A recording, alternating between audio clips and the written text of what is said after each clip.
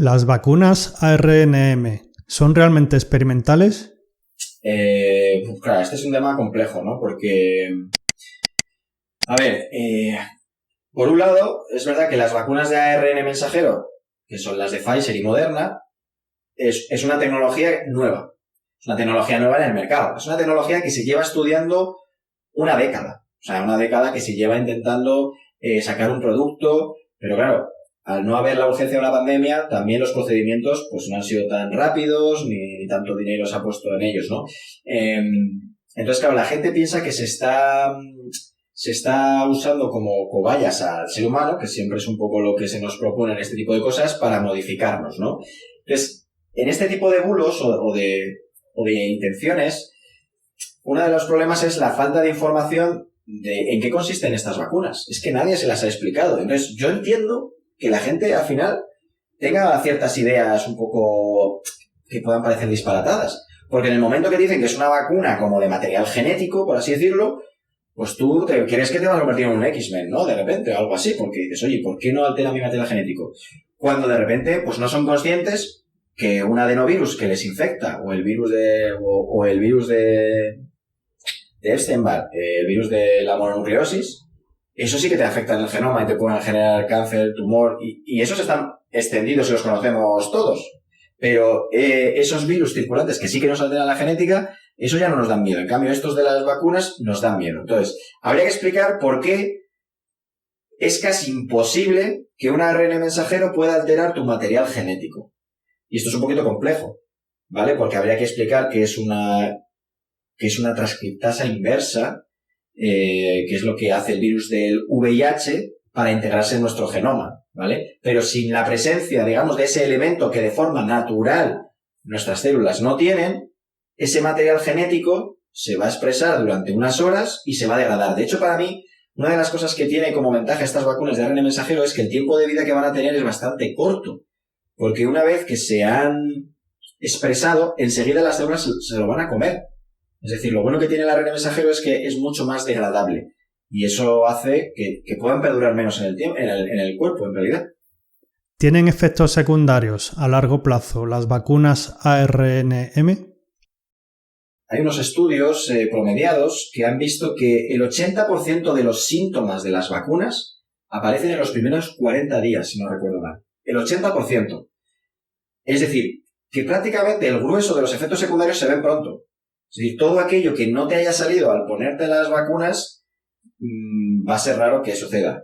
Ahora, volvemos a los números. Si vacunamos a 2.000 millones o 3.000 millones de personas, un 20% o un 10% de eso son 200 millones. Es que es mucha gente. Entonces, ¿va a haber casos particulares en los que haya efectos secundarios atípicos? O sí, los va a haber.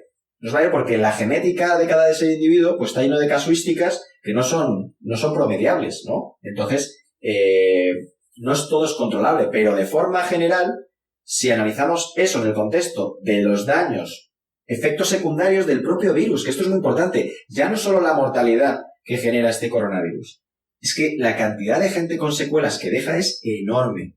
Y eso debería salir en las estadísticas. Efectos secundarios de las vacunas y efectos secundarios de una infección natural. Y esto es muy importante. Ahora bien, si el día de mañana a mí me dicen que Omicron genera un 1% efectos secundarios, entonces yo ahora me empiezo a pensar el beneficio-riesgo de vacunarme con una nueva variante con el coronavirus. Siempre hay que tener todo ese contexto en la balanza, evidentemente. Hay una investigación que decía que el ARN podría alterar el ADN y por tanto producir mutaciones genéticas. ¿Es realmente esto así? Sé qué paper es, pero en el cual ellos introducen la transcriptasa inversa, no se hacen una especie de... No recuerdo exactamente, pero cuando tú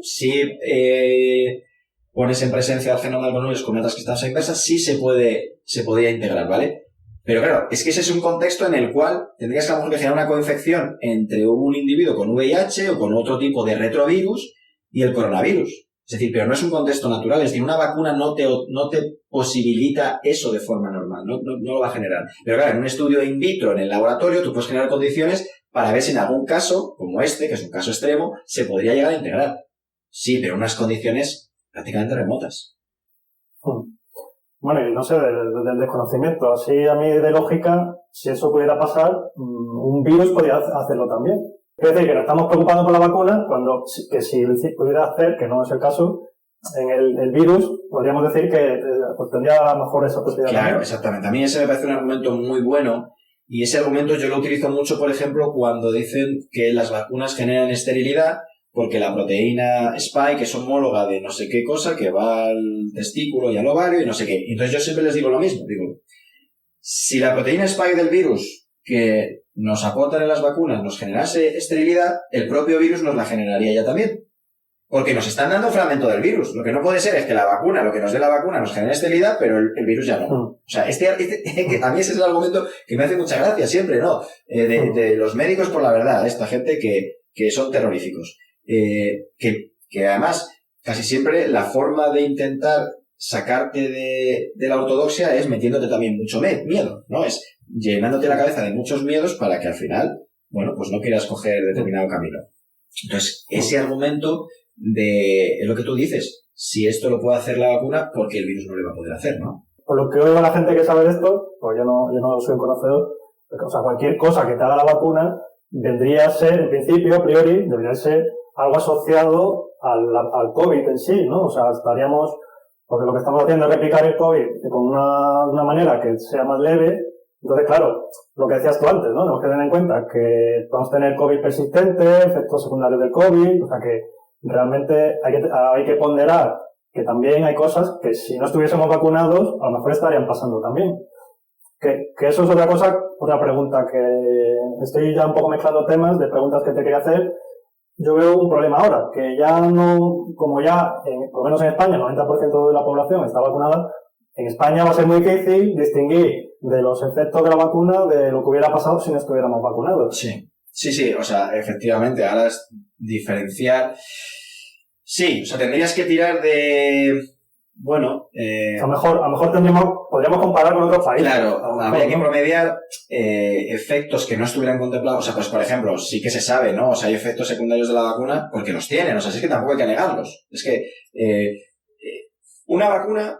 No, aquí no hay que ser un hincha, ¿no? Como yo soy del Madrid y siempre del Madrid. No, o yo soy de las vacunas y siempre de las vacunas. No, hay que ver en qué momento tienen un sentido y es una ayuda y en qué momento no. Entonces, las vacunas tienen efectos secundarios. Ahora, cuando la capacidad de beneficio es mucho más alta que la del perjuicio, pues entonces merece la pena administrarlas, ¿no? Es como un ibuprofeno, una aspirina, un antibiótico, tiene efectos secundarios posibles, pero tú te lo tomas asumiendo que el beneficio que vas a obtener es mayor. Es verdad que cuando te duele la cabeza te sientes tan mal como dices, dame cualquier cosa. El problema es que cuando estás sano dices, ¿por qué me tengo que administrar la vacuna? Bueno, este es el punto, es una cuestión preventiva, ¿no? En este sentido. Pero con respecto a los efectos secundarios, pues obviamente no solo los de los días de la administración. En mujeres está claramente, pues, visto que hay desórdenes menstruales, eso está visto. Hay casos de miocarditis, hay casos de pericarditis. También hay reactivación de otros virus, como por ejemplo los virus tipo herpes, también se reactivan. Ese tipo de episodios también se han visto, pero muchos de ellos son corregibles, es decir, pueden tener un momento de aparición y se pueden tratar. En otros casos, a lo mejor, depende del individuo, si tiene algún trastorno, se puede agudizar. Toda esa multitud y espectro de posibilidades va a aparecer.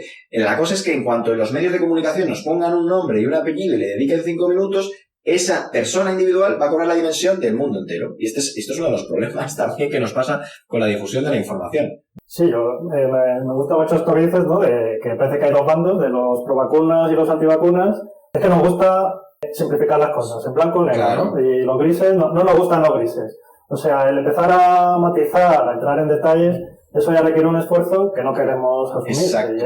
Y entonces, o sea, yo tengo un episodio de por qué estoy en contra de las vacunas obligatorias, pero también defiendo las vacunas. Sí. Que sigue siendo una simplificación, ¿no? Porque lo que estamos hablando, pues hay que ver qué variantes estamos, hay que informar al paciente, que el paciente decida con los pros y los contras cuál es la elección. Y tiene que haber una buena información. Tiene que haber una buena información. Pero hay un doble camino por el cual se cortocircuita, ¿no? Por un lado, los políticos han creado una estructura social en la cual los individuos demandamos soluciones hechas, pero no el conocimiento que implica esa decisión. Y esto es un problema, porque yo una de las cosas que no era capaz de entender es por qué durante la pandemia, no la pandemia, el confinamiento, que estuvimos todos encerrados 24 horas, no había contenido de divulgación científico sobre los virus, sobre los coronavirus. O sea, solo había programas de miedo. Ha muerto, hay no sé qué, la progresión, pero a nadie le explicaba ni cómo funciona un virus, ni cómo... ¿A alguien le han explicado cómo funcionan estas vacunas? ¿Alguna? Es que no te lo explican, pero debería haber un programa todos los días transmitiendo el conocimiento básico de cómo operan estas vacunas. Entonces yo entiendo que a la gente que no le expliques nada y te demanden una solución, al final, o la solución es me vacuno ciegamente o no me vacuno ciegamente, porque me tengo que posicionar, porque el esfuerzo sería el estudio como para entender el problema en cada contexto, ¿no? Que esto es, a mí, claro, me llama mucha gente y yo trato de analizar su situación concreta. Y en cada momento va cambiando, no es igual. Y esto es el punto importante, que deberíamos, pues, comprometernos, y la obligación también de los políticos sería darnos la formación suficiente como para cada uno valorar el grado de responsabilidad que tiene que tomar en cada caso, ¿no? Sí, bueno, a ver, información hay. O sea, hoy sí, día pero es que Internet, el problema de la Internet, información es que es muy difícil. A ver, el problema de la información es que si no tienes la formación en el campo, no la entiendes. Es decir, a mí me das un dato X, el que sea, del campo, y yo lo integro y de repente digo, ese dato no tiene sentido, porque y enseguida yo lo hilo con otras cosas porque estoy relacionado en el campo y le doy un valor. Pero una persona que no esté tan familiarizada, que no le den un sentido crítico de en qué cosas tienes que tener un sentido crítico, y esto sí que te lo da mucho la ciencia, ¿no? Una formación científica, en sí mismo te da una actitud crítica de ¿por qué me tengo que creer tu dato? Demuéstramelo con hechos, ¿no? Entonces, claro, yo ahí puedo jugar más a ver si ese dato tiene un sentido, si me lo han, pues, edulcorado o no. Pero una persona que no sabe ni lo que es, pues, el ADN, un virus, el ARN, ni los mecanismos por los cuales opera, es mucho más difícil que la información, pues, la pueda manejar, porque no la va a poder interconectar bien. Entonces, por eso yo ahí decía que dando programas de formación, de conocimiento, y claro, es que a lo mejor hay gente que no sabe ni bien ni cómo funciona un virus, ni nada. ¿Sabes lo que quiero decir? Hay cosas muy fundamentales. Había un meme, ¿no? Que ahora nos hemos vuelto ahora todos virólogos, claro, y luego volcanólogos y... Exacto. ¿Y por qué no es año de mundial? Porque si no seremos entrenadores de fútbol. Exacto. ¿Qué le dirías a alguien que tiene miedo a vacunarse? Yo le diría que estudie cuál ha sido el papel de las vacunas desde el inicio, ¿no? ¿Qué han hecho las vacunas? En realidad, ¿qué es lo que nos hace un virus atenuado de la naturaleza, que es como si fuese en sí mismo una vacuna? ¿Qué es lo que intentamos? ¿Qué es lo que ha intentado la biología con las vacunas? Para que él conozca toda la historia que hay detrás. No para que lo vea como una cosa actual que le tratan de imponer, sino que trate de acercarse desde el conocimiento. Aprovecho para decir que yo el año pasado colgué en YouTube una charla que la grabé en la Academia de Arte y Ciencia, ¿no? Porque como soy profesor de biología, acerca de las vacunas. Y ahí explico el origen, explico cómo están concebidas, cuál es el fundamento. Y yo creo que lo importante es el conocimiento acerca de las cosas, porque eso te va a dotar de elementos para tomar una decisión con más resolución del tema.